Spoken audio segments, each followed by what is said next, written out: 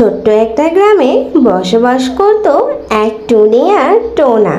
তাদের সংসারটা বেশ সুখে শান্তিতেই কাটছিল, কিন্তু টুনির ছিল বেশ লোভ।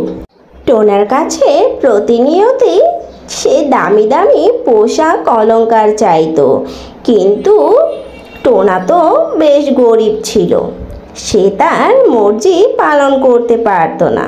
টুনি প্রতিদিনই টোনাকে বলতো, তুমি আমার জন্য একটা আজকে দামি শাড়ি কিনে আনবে, আমি পরে সেটা আমার বান্ধবীর বার্থডে অনুষ্ঠানে যাব। তখন টোনা বলল, এ কি বলছো কি টুনি, আমার কি আর সরকারি চাকরি করি নাকি? অত টাকা আমি কোথায় পাবো? তোমার শাড়ির দাম না হলেও তো 20-25 হাজার টাকা হবে, অত টাকা কি আমার কাছে আছে নাকি? তখন টুনি বলতে লাগলো, হ্যাঁ, আমি কিছু চাইলেই তোমার টাকা থাকে না, আর যখন তোমার বাবা মা টাকা চায় ঠিকই দেখে টাকা জোগাড় করে দিয়ে আসতে পারো। এরকম হলে আর আমি তোমার সাথে এক ছাদের নিচে বসবাস করতে পারবো না টোনা। তখন টোনা বলতে লাগলো, এ কি বলছো কি টুনি, তুমি সামান্য একটা শাড়ির জন্য তুমি আমার সাথে থাকতে চাচ্ছ না? ঠিক আছে টুনি, তুমি যেহেতু আমার সাথে থাকতে চাচ্ছ না, তাহলে তুমি চলো আমরা রাজামশাইয়ের কাছে যাই, রাজামশাইয়ের কাছে বলে আসি। ঠিক আছে, চলো, তোমার সাথে আর আমার আর এ বয়সে সংসার করা হবে না, তুমি আমার একটু ইচ্ছে পূরণ করতে পারো। এরকম করে করে লোভী টুনির বেশ লোভ হয়ে যায়। টোনাও বেশ তার জ্বালায় অসহ্য হয়ে পড়ে। তারা শেষ পর্যন্ত ঠিক করে বাঘ মামার কাছে যাবে। কিছুদিন পর তারা বাঘ মামার কাছে এসে বিচার দিতে শুরু করলো। হুজুর, আমি বেশ অসহ্য হয়ে পড়েছি টুনির জ্বালায়। টুনি শুধু আমার কাছে শাড়ি গহনা এটা চায়, আমার অবস্থা একটু বোঝার চেষ্টা করে না। টুনি দিন দিন অনেক লোভী হয়ে যাচ্ছে, তাই আমি আপনার কাছে বিচার চাইতে এসেছি। কে রে টুনি, তুই দেখি এত লোভ করিস। লোভ করা কিন্তু ভালো না টুনি, এর পরিণতি কিন্তু একদমই ভালো হবে না। তুই তোর স্বামীকে হারিয়ে ফেলবি রে টুনি। এখনো সময় আছে, ভালো হয়ে যা, স্বামী সংসার নিয়ে সুখে শান্তিতে দিন কাটা। কিন্তু টুনি কিছুই তার কথা গণ্যই করলো না।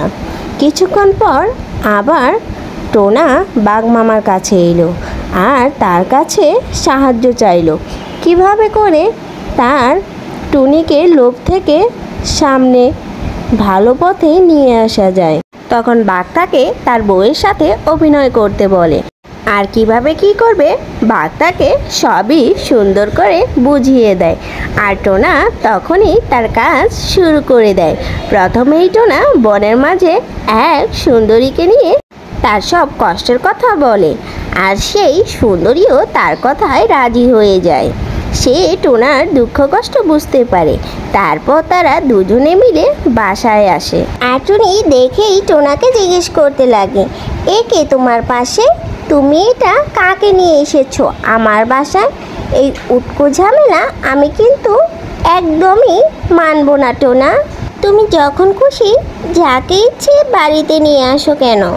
তখন টোনা বলে, টুনি, এটা হচ্ছে তোমার সতীন, তোমার জন্য আমি সতীন নিয়ে এসেছি। তোমার যেহেতু কাজ করতে অনেক কষ্ট হয়, তাই ভাবছি তোমার জন্য একটা কাজের লোক আনা দরকার, তাই তো আমি তোমার জন্য একটি কাজের লোক নিয়ে এসেছি।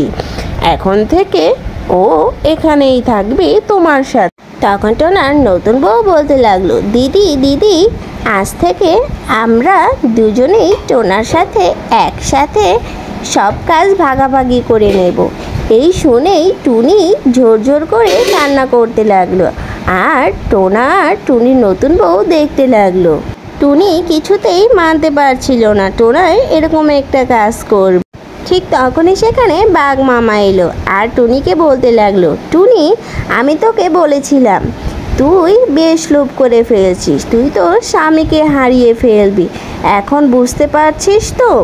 তখন টুনি কান্না করে করে বলতে লাগলো, আমার ভুল হয়ে গেছে, আমি আর কখনোই এমনটা করব না, আমাকে তোমরা ক্ষমা করে দাও। তখন বাঘ টুনিকে বলল যে আসলে এটা একটা নাটক ছিল, টুনি যেন তার স্বামীর দুঃখ কষ্ট সব কিছুই বুঝতে পারে, এর জন্য টুনির সাথে এরকমটা করা হয়েছে। তখন টুনিও তার ভুল বুঝতে পারে, আর সে ঠিক আগের মতোই সুখে শান্তিতে দিন কাটাতে লাগলো, আর টোনার কাছে কিছুই চাইলো না।